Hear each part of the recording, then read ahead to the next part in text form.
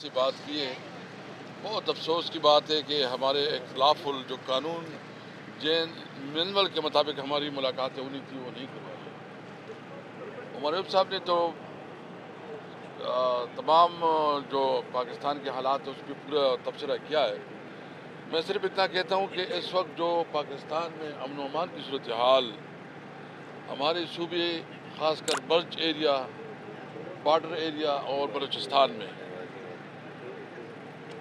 آپ دیکھ رہے ہیں کہ روز آپ کو ملیں گے کہ ہمارے افواج کے جوان شہید ہو رہے ہیں، پولیس کے نوجوان شہید ہو رہے ہیں اور سویلین کی جو ہے نا شہادتیں ہو رہی ہیں۔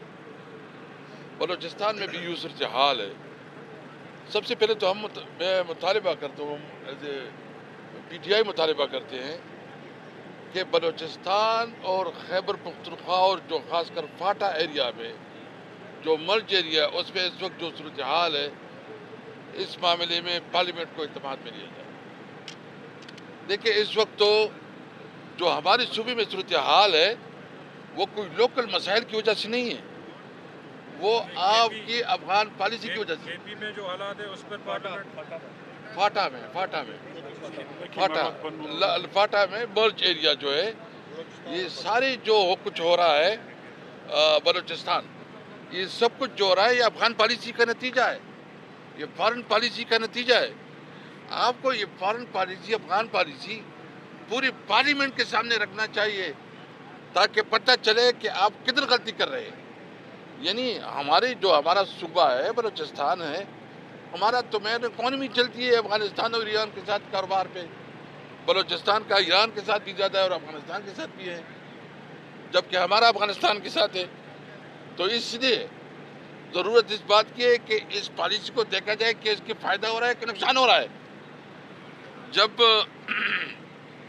میں اسپیکر صاحب نے ایکسپیشن کمیٹی بنائی تھی اور جو ہمارا پاک افغان ٹرانزٹ ٹریڈ تھا اس پہ ہم نے جو اقدامات کی، جو سفارشات دی اور اس پہ عمل ہوا تو ہماری ایکسپورٹ یہ 400 ملین سے 1.7 بلین تک پہنچ گئی تھی، اور ہمارا ارادہ یہ تھا کہ ہم یہ ایکسپورٹ اس کو کم از کم 3 بلین تک لے کے جائیں گے، اور 3 billion central Asia countries, Russian state اس تک اپنا بزنس۔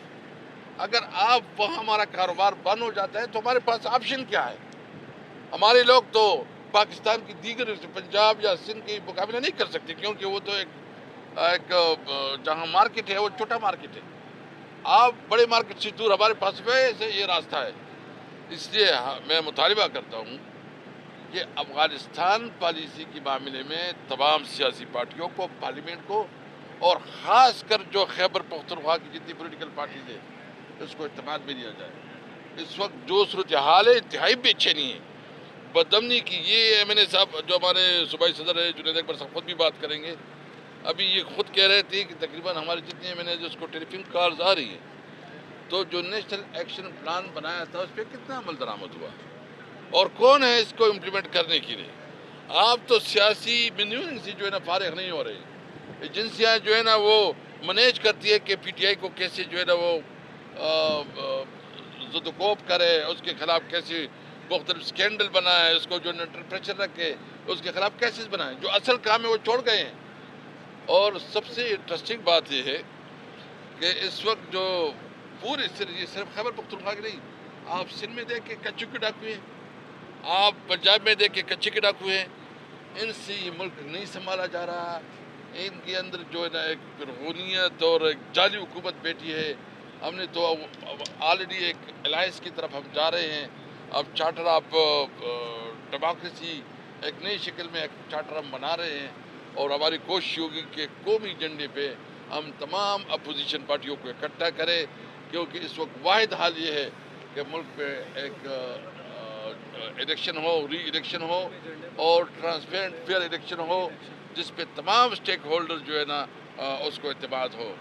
میں جنید اکبر خان جو ہے نا باقی بات کریں گے جو ہمارا صوبائی صدر ہے، لیکن میں صرف اتنا کہتا ہوں کہ ایک بات بالکل واضح ہے کہ اس قسم کی حرب سے جو اس وقت امریکہ کا تھینک یو آیا ہے تو شاید انہوں نے تو آج کل اس کی وہ بغلے جو ہے نا بجانا شروع گئے کہ ہمیں تو انڈورسمنٹ مل گئی ہے۔ یعنی آپ اپنے ملک کے ساورنٹی کے اوپر جو ہے نا اتنا خوش ہو رہے ہیں.